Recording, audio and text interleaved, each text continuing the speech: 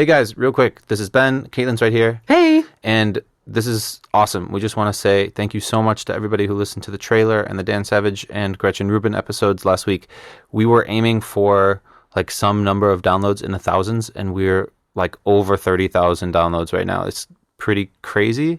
Yeah, I spent my entire weekend sitting in bed and hitting refresh on Simplecast stats. So we just want to say thanks. If you haven't heard those episodes, go check it out. Let's get into this new episode with David Allen, and we're really excited to show you guys the rest of the season. Thanks, guys.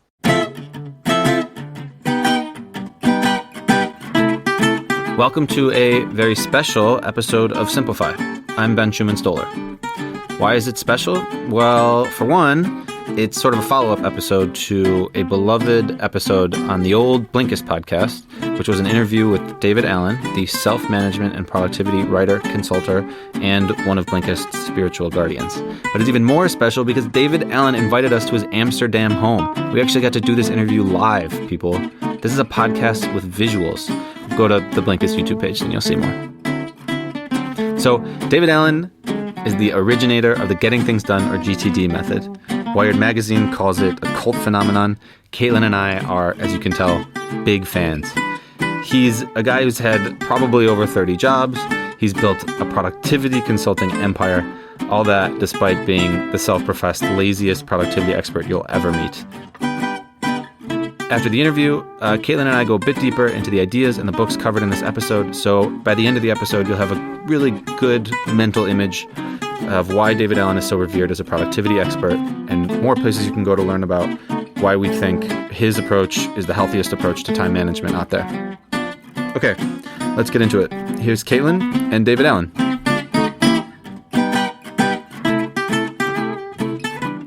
All right. We are here in Amsterdam in the home of David Allen, writer of Getting Things Done, Making It All Work, and one more book whose name I currently can't remember. Ready for Anything. There we go, Ready for Anything. Talking for Simplify, Blinkist's new podcast. And David, could you introduce yourself? I'm David Allen. I wrote the book Getting Things Done, The Art of Stress-Free Productivity. I spent 35 years trying to figure out how to get stuff done with as little effort as possible and how to get a clear head and, get enough creative space in your head to do the really cool things that are meaningful to you. So 35 years of thinking about getting clear space in your head to do the things that are meaningful for you. What have you found people are spending an inordinate amount of time on? What are they doing that they don't need to be doing? Keeping stuff in their head.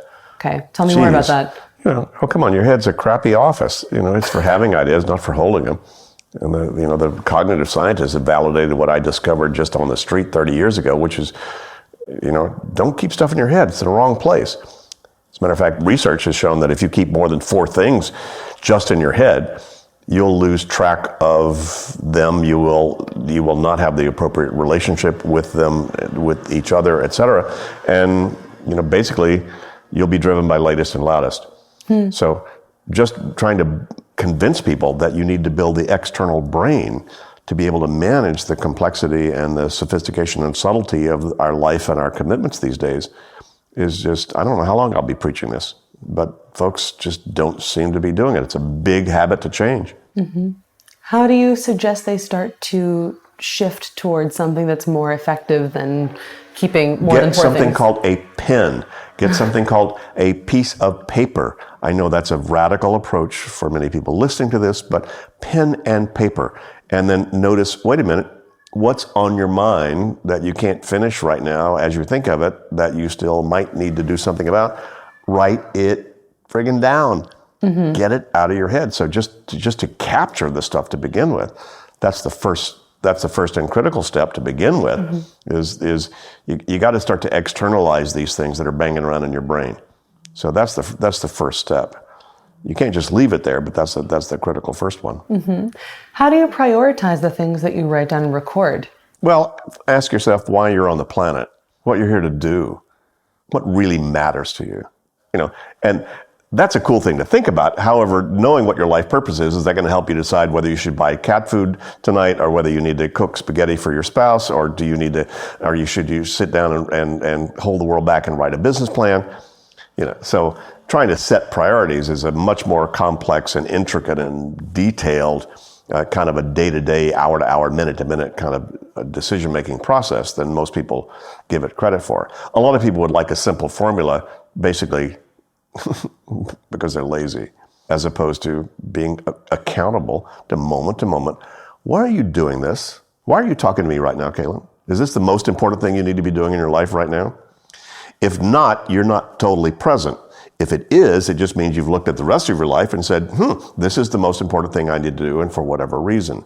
So that includes a whole lot. That sounds like a simple algorithm or formula, but that includes a whole lot of, what you and I both need to do, which is, wait a minute, we need to be aware of all the things we've committed to, take a look at the whole gestalt of all that game, and then say, given all the different variables and things that are going on right now, this is the most important thing I need to be able to do.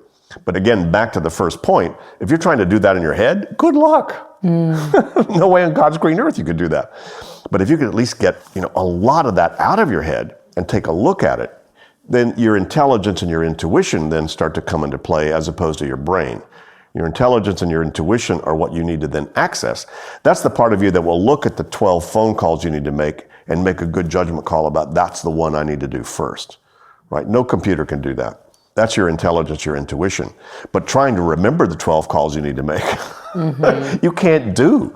So that's why the external system, to be able to manage the options that you've generated in terms of here's all the things I need to do, here's all the things I need to be aware of, that you need to externalize so that you then free up your psychic or intuitive or spiritual or intelligent decision-making process to just look at all of it.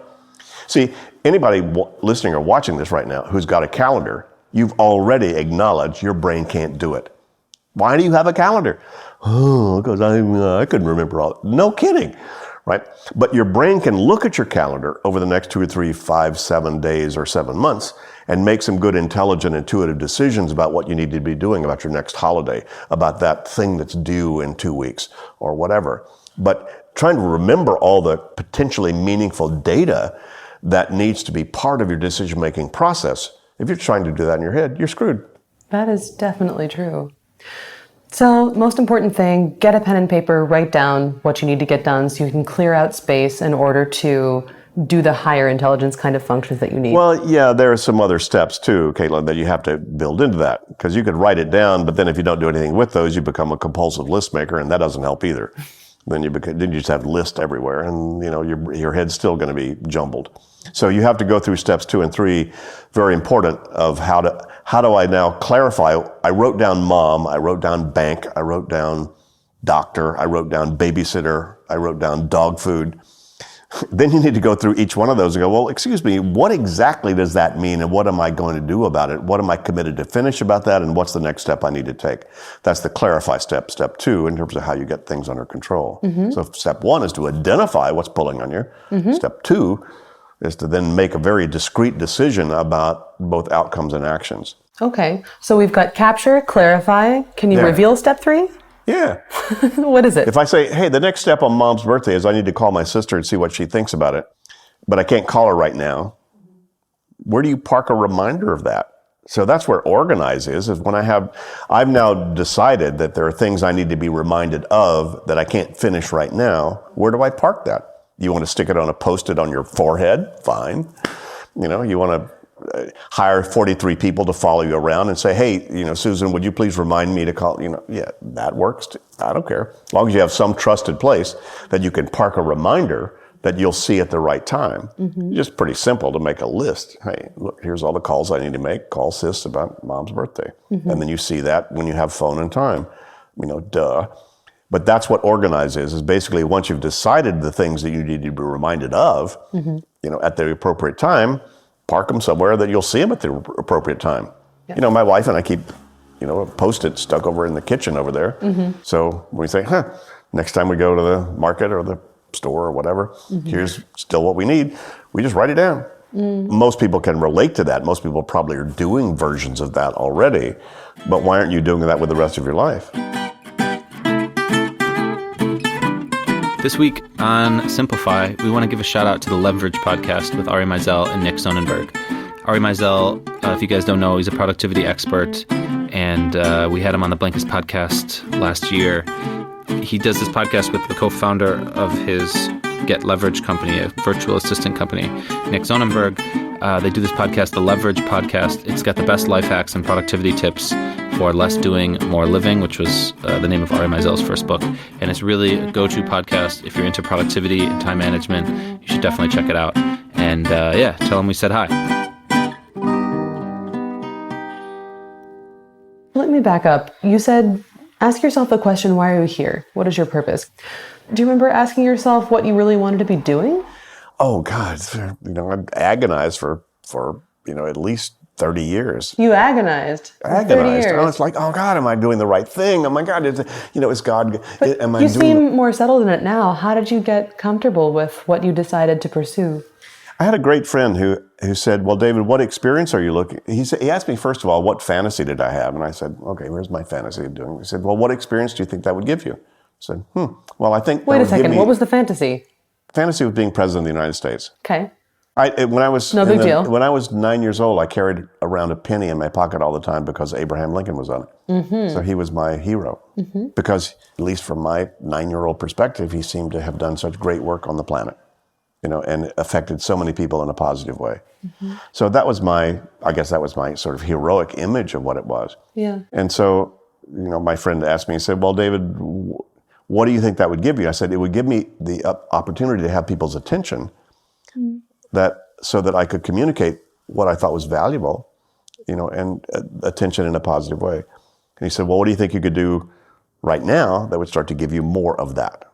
And that was when the light bulb went off, and I went, oh, okay, well, let me start to do this. So as opposed to trying to agonize about the perfect thing to do, mm-hmm. I just said, what's the essence of what I wanted to experience, mm-hmm. and what could I do right now as a real thing to start to move forward on? And I've never looked back. That was, in my 30s. Oh, okay. What was that thing?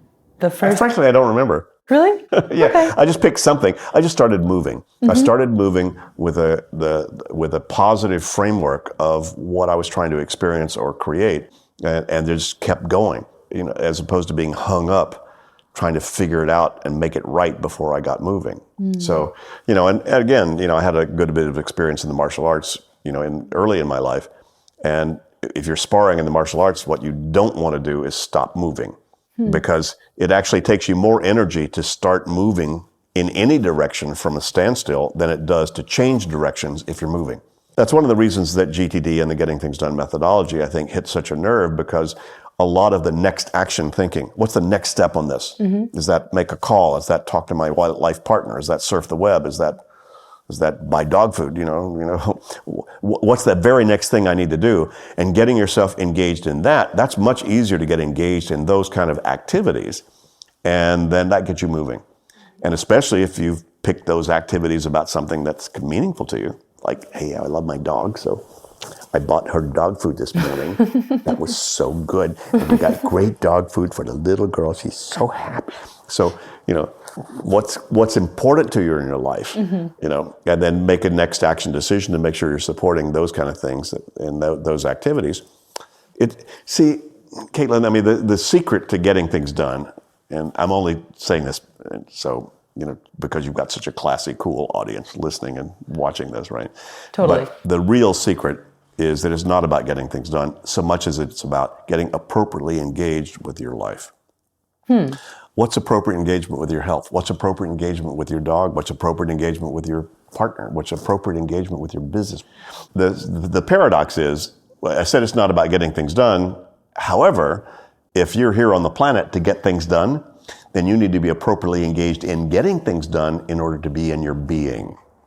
See, people have set up this dichotomy between being and doing. Mm-hmm. Well, the truth is, this is a doing level. The people that I know that are the most being people are highly doing people, because what they're doing is engaging appropriately in what their commitments are, internally or externally, mm-hmm. so that then they can be in their being state. Mm-hmm. See, the whole idea is have nothing on your mind. That's pretty good. How often do you have nothing on your mind? Well, you're talking to it. I mean, the only thing on my mind is this right now, okay. Not all the others. Could there be other stuff? Oh, God, come on. You want to see my list? I got tons of stuff. How long is your list? How many items are generally on it?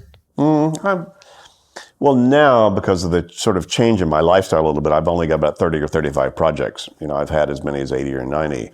How big is a project, though? Pretty big. Okay. A couple of them pretty big. One of them to get a watch repaired. Another one is to, okay. So it's small and big. Anything that can't be finished with one step, I need to keep track of. Got it.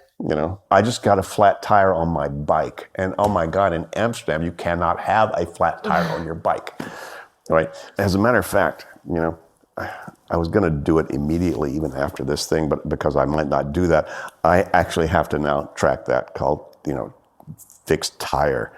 I don't know if that's a new tube I need. Who knows? Yeah. So, life is full of all those infinite little details, big details or whatever. Mm-hmm. The trick is to keep all those things, again, externalized and then appropriately engage with them.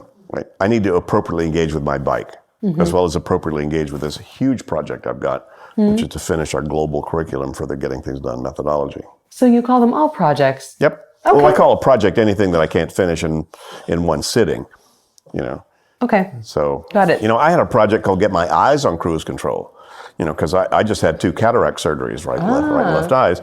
And I, over time, realized, wait a minute, I suddenly have this thing to do. So I said, I got an outcome. Let me get onto cruise control relative to my eyes. And so I just had to stay appropriately engaged with whatever was next about making sure I got to that outcome.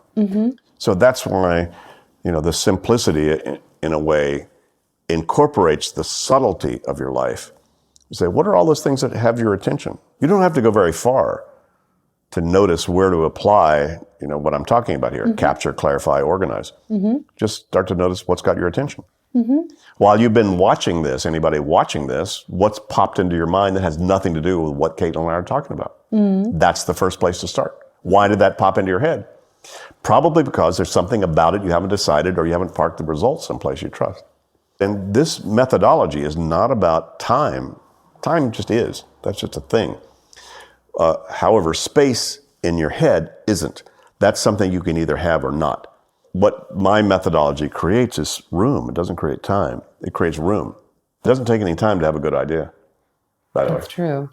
For anybody who isn't already familiar with your work, can you explain your methodology in just a couple of terms? Sure. 20 seconds. You ready? Yes. Hang on. Go. All right. Anything potentially meaningful to you, get out of your head in some trusted place. Sooner than later, decide exactly what it means to you, what you're going to do about it, if anything. Park the results of those decisions in some trusted system that you look at with some consistent basis so that you can then view the whole gestalt of all of your commitments and make trusted choices about what you do. Great. And this is called the David Allen methodology? No, this is the truth. Okay. David Allen just happened to come upon it. All right. We talked about this last time when we spoke on the podcast last year, but you searched for, 30 years to figure out what your purpose was or what you wanted to be doing. If you could time travel and go talk to 31-year-old David, what would you tell him? Relax. Why? Talk about that. What was he worried about that he didn't need to be worried about? He wasn't trusting his own inner wisdom. How did you begin to trust your inner wisdom? Relax. How did that happen? You relaxed. Ask and listen. Who did you ask? Powers that be. Did you have mentors? I did. Big spiritual mentor. I had a number of mentors over time, but probably the biggest one was a guy named John Roger, who was my spiritual coach for, I ran across John Roger in 1971. So, wound up hanging out with this guy for 45 years. Nice. How did you find him? What is the importance of a mentor in a person's life? Oh, I was just in trouble. I'd fallen off the edge of the pier and into deep water, didn't know what to do next, didn't know where to go. So I was hungry to find out, some bigger truths, some bigger things that were sort of behind the things that I discovered. I had tasted, some aspects of, what I would call, the more subtle spiritual truths of the universe. But that's not lightweight stuff. But I didn't know how to get a hold of it. It made things seem weird and strange, caused me to kind of run off the rails, at some point. So I was very hungry to find who can help me understand what I've been going through, that could be a help in that regard. And that's been true in multiple forms with multiple people over my lives. So, I could probably list them on at least 2 hands. how many people that I've used as mentors in times when I really felt like I needed them. If your life is fine, you don't need this. I just kept running off the rails given some inner drive that I was being driven to do or things I was looking for and searching for. What do you think is the most distracting idea or misconception that people hang on to about productivity or about getting things done? Working harder. Yeah. What do they do instead? Capture, clarify, and organize. Yeah. And there's, a lot of what, especially these days, people need to be aware of is speed up by slowing down. Your brain needs a rest. Mm-hmm. You actually have better ideas when you sleep on them, just because of how the unconscious works and pulls that stuff together. And so a whole lot of, certainly in the professional world these days, reflection time is the biggest need. Everybody's wrapped around the axle. Everybody's down in the weeds. They're just, and then they just basically turn to toast. Yeah. Most people would get bored if you didn't have that kind of juice, zooming in your life, especially with the millennial plus cultures, that are going on out there. The problem is, if you're not managing that appropriately, then you start to not be able to take advantage of the opportunities that are there. See, these days, if you know what you're doing, it's a great time to be alive. If you don't, you're toast. Because of the rate of change? Yeah. It's faster and faster. You have to regroup and recalibrate, integrate the new stuff that showed up in the last 24 hours, recalibrate. Okay, now what are my priorities tomorrow? And as opposed to being driven off latest and loudest. Mm-hmm. You do consulting to a certain extent. If you could change work culture for the average knowledge worker, if you could change one thing about their day, what would you build into their day? What would you suggest they do to make it more manageable and for them to be doing better work? Read my book, implement the thing. If you have a getting things done culture, it's quick and quiet. If you don't, it's insane. These open office things they work if people really know how to do work and how to define work and how to use the systematic process to manage the work process. If they don't, you're in interruptitis and it sucks. So that's the biggest suggestion I have, is that people actually get a clear head. Come on, what beats a clear head? You either have a clear head if you don't. If you don't, you'll be driven off latest and loudest. If you do, then you'll be making good intuitive judgment calls about what you need to do. It doesn't mean that's easy. It just means there's a lot clearer space to be able to then think from in terms of what are all my commitments, what's my job, what am I doing, et cetera. It strikes me that in order to create this sort of list of priorities and list of things that need to get done, and then figure out how to act upon them, you have to have a lot of trust in yourself and decide that you do know what the right thing to do actually is. As opposed to what? Come on. I don't know. I mean, I think that you're doing it already. You're making 50,000 priority choices a day today, right now. You just decided that was the question to ask me. How'd you do that? That was the most important question. You're making priority choices all the time. I'm making a selfish choice, because sometimes if I'm writing things down and I'm trying to figure out what to do next, I ask myself, how do I know that this is the right choice? How do I know? How did you develop that trust in yourself? Get moving and course correct. Okay. Half my life was trying to avoid engaging in anything until it was right, as opposed to, this is agile programming, this is Scrum, this is all that, this is all that the hot stuff that all the startups and high tech folks are doing. They say it's called get the friggin' going, and then course correct. Of course, there's a downside to that too, because you need to get going with some level of consciousness. Okay, that's the direction I need to go. I mean, you could pick a lot of directions to get going. So make the best judgment call you can. So my advice is, look, have as big a fantasy as you can. Say, if I were going to start to move on that right now, what would that look like? And then get going. In a way, it's that simple. And sometimes I think people need to kind of get their life much more to that simplicity. Hey guys, this is Caitlin. So here's something I've learned from reading a lot of communication books. People usually want to give you what you want. You just have to ask for it. So here goes. Simplify is new, which means not that many people know about us yet. But we really want them to. We want good people like you, to know about us in particular. So if you liked what you heard, send them an episode, shout us out on Twitter or Facebook, and give us a rating in the Apple Podcast Store. Is that what it's called now? I think it is. Anyway, just let somebody know that you liked Simplify. And hey, thanks in advance. You helping get the word out means the world to us. I wanted to ask you about books that have inspired you. What have you read that has helped inform your thinking? Oh man, there's forever. I mean, I just probably dozens and dozens and dozens and dozens of books. Once I dropped out of graduate school, where books were sort of your merit badges, essentially, that you had, how smart you were. I've only picked up books just intuitively. People recommended them, or I saw them in a bookstore, and I said, for some reason that just attracts me. There's been no particular path on that, but I seem to have been pretty good at just trusting my intuition about which book to read next. Mm. One of the most fun, delicious books I've read was The Hidden Life of Trees. Oh. Absolutely gorgeous, wonderful book. I'll never see a tree again in the same way after having read that. They have massive intelligence networks. Incredible. Right? It's incredible. They're interesting. So it's an incredible book and very well written, very easy read, very fun, very creative, wonderful. For anybody who's particularly in the high tech world or interested in the technology and where the world is going and all that, I certainly recommend Kevin Kelly's book, The Inevitable.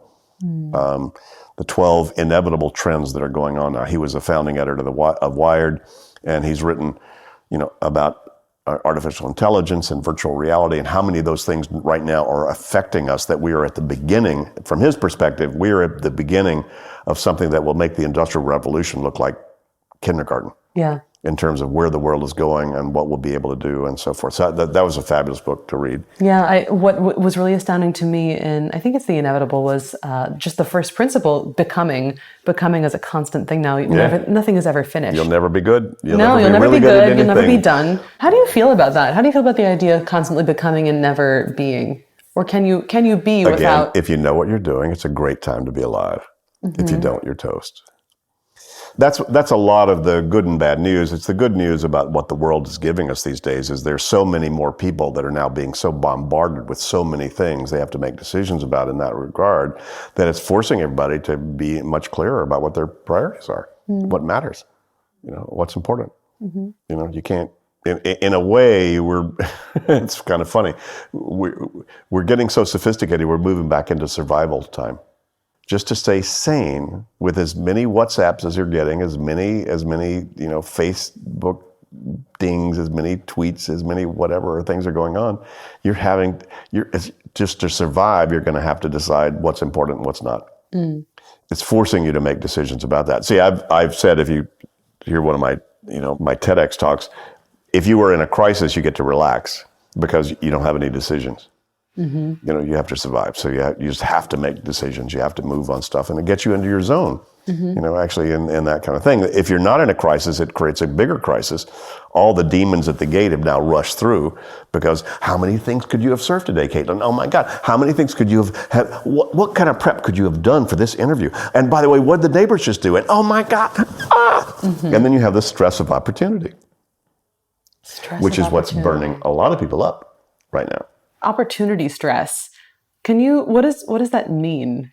And how do you deal with it? You have too much to do. Okay. Is it like FOMO? Fear of missing out? Yeah, sure. Hey, oh my God, you've got a 2-year-old and you have a 5-year-old, but your neighbors also have a 6-year-old and a 3-year-old, and they're actually in a class and they're learning to speak Italian, listening to Mozart. And oh my God, what are you missing out? Your kids are not going to get into Harvard. Oh my God. Come on. Mm-hmm. there's how many things could anybody be doing that could be adding value to their life, especially right now? Come on, all you need is a keyboard and an internet connection, and you have the world at your fingertips in terms of how many things you could be doing, how many places you could work. It's a virtual work world now. You could work anywhere in the world right now. But those are the opportunities, and the stress of opportunity is also, in a more constricted way, it would be, how many ways could we run this project? How many things could we do on the software we're designing? How many people could we engage in as an advisory group in our company? And so that's nothing new in terms of thinking about that, but because so many of those things are so available to us, and that's where, most people are feeling, there's so many things I haven't done today that I could, should, might have, could, should, ought to have done. So I think that's where a lot of the pressure is coming from. So, if you're not sure what you're doing, just run faster, and that's not the solution. And that's what a lot of people are trying to do. Harder, faster, get up earlier, sleep less, as opposed to chill, hang out, go for a walk. Don't take your cell phone, don't take your smartphone for your walk. So people have opportunity stress. What do they need to do to not let that rule their lives? How do you make a call about what is okay to stress out about and what is not? Write them all down. Okay. Decide which ones are really that you're committed to move on. You need a map of all your opportunities. One of our favorite lists is the someday maybe list. What are all the things you might want to, could, would, should, ought to do? Just not right now, but you don't want to miss the opportunity. Climb Mount Everest, learn the tango, speak Italian, who knows, whatever all those things are. So give yourself permission, give yourself an hour or two, and get a pen and favorite pen and a great piece of paper or a big whiteboard or something, and just start to just dump it all out. God, I'd really like to make sure that I handle elder care with my parents. I really need to make sure that I'm, dealing with my college possibilities for the kids that are coming up.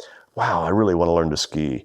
Wow, da-da-da-da-da-da-da-da. It takes most people somewhere between 1 and 12 hours just to identify all that stuff. I know I've spent thousands of hours, and I'm the best and brightest on the planet, doing that exercise. So there's a lot more there than you think. So that's a first step. That will then start to get you engaged in a much more conscious way going forward. What's on your someday maybe list? Can you give me just like 3 examples? On my someday maybe list, take a balloon ride. Yeah? Yeah. Where would you want to take a balloon ride? I know it's a big thing in Cappadocia. Somewhere where they would drink champagne, and that would be very cool, obviously. Those are critical elements to it. Go to New Zealand. Haven't been to New Zealand. Hike over the pass in New Zealand. That's so, gorgeous there. I'd love to do that. Write my memoirs. At some point, I've got a crazy life that I'm not willing to share everything about that with people until I am not risking my professional career to do that. All right. Well, we'll stay tuned for that. Yeah, sure.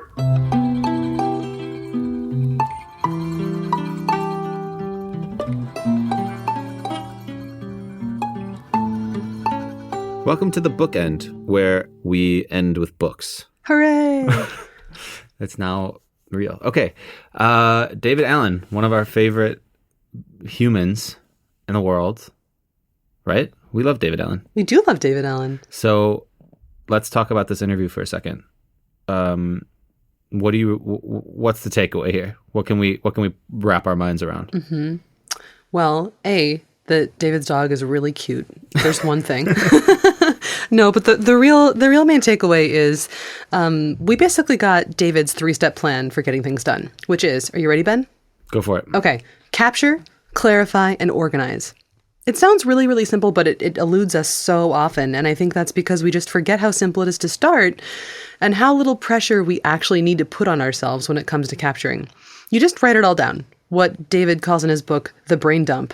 No judgment, and just you figure out what it all means and how to prioritize it later on. So start with capture, move on to clarify, and then you start to organize in order to move on your goals. Capture, clarify, organize. Capture, clarify, organize, CCO. We should add, if you want to listen to the first interview that Caitlin did with David Allen last year already, more than a year ago, which I highly recommend you do because it's amazing. We'll put the link in the show notes so you can check it out. I think that everyone should listen to that.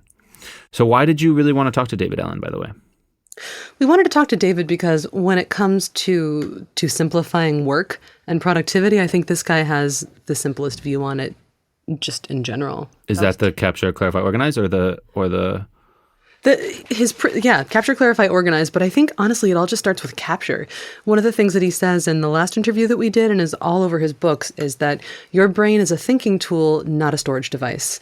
And that is just the most elemental productivity advice you can possibly get. And once you understand that you need to get all of those extra thoughts that are rumbling around in your brain out, and you've put them in what he calls a trusted space, I think, or a trusted storage device.